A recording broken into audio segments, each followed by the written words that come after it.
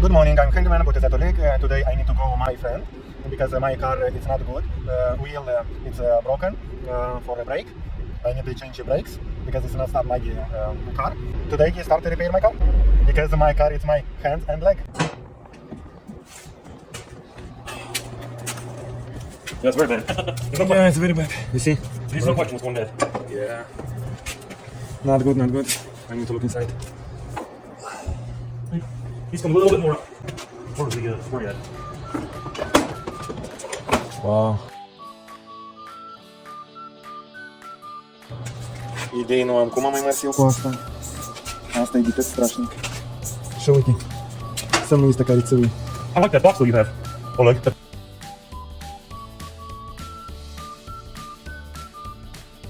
Iată așa, am instalat frâne noi. Arată bine. Tot lucrează. Și partea aceasta înaltă am pus tot nou, doar că acestea au fost puțin mai bune. Da? Nu așa de rău ca asta. Da, asta este roata din dreapta și aceasta este din stânga. Este diferență mare, dar asta nu a fost așa de rău. În acest garaj de reparație a mașinii am găsit aceste două coase. Sunt foarte vechi. Da, are așa liniile Seymour. Numai numărul este scris nu știu din ce an, doar că sunt foarte interesante. Cozile, mai ales. Iată așa, coasa. Interesantă este coada.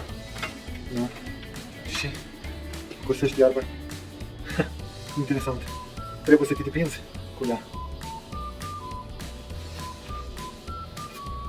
După ce am schimbat frânele și uleiul, am lăsat în mâna mecanicului ca să verifice mașina. Arată așa. Este ca nouă.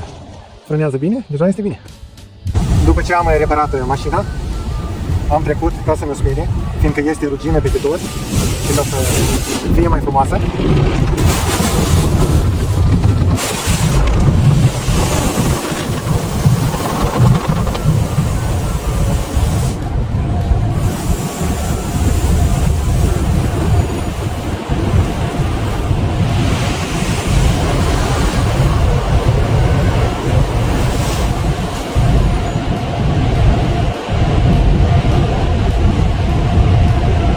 Aici am eu usucă, este foarte cald, îmi spală roțile.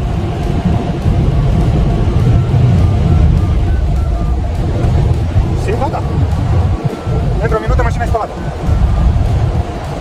Salutare, sunt la mine în baie și am vrut să vă arăt aici dușul. Da, acesta este dușul, iată și un lumier foarte mare am pus aici. Doar că aici am cumpărat de pe internet, de pe Amazon, așa, Henge. Și dacă se observe, el s-a dus prea jos și această ușă, când eu o deschid de sticlă, eu am făcut-o cât mai aproape de podea, doar că am făcut cu inclinație ca apa să se ducă înăuntru și când ajunge pe aici, ei deja se atinge de teracotă. Acum eu am să încerc să scot acest Henge și să le întorc invers și dacă se vor strica, le voi cumpăra altele.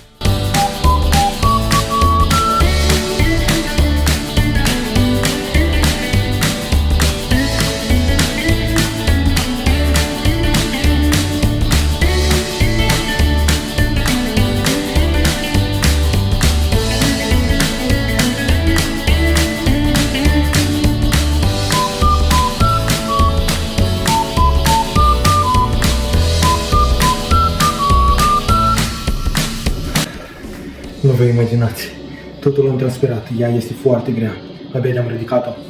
Costă $1300 și am fost foarte încordat, fiindcă să arunc niște bani la gunoi nu prea vreau. Deci a fost cam greluț, dar nu este imposibil. Acum deja se închide, se deschide, totul este bine.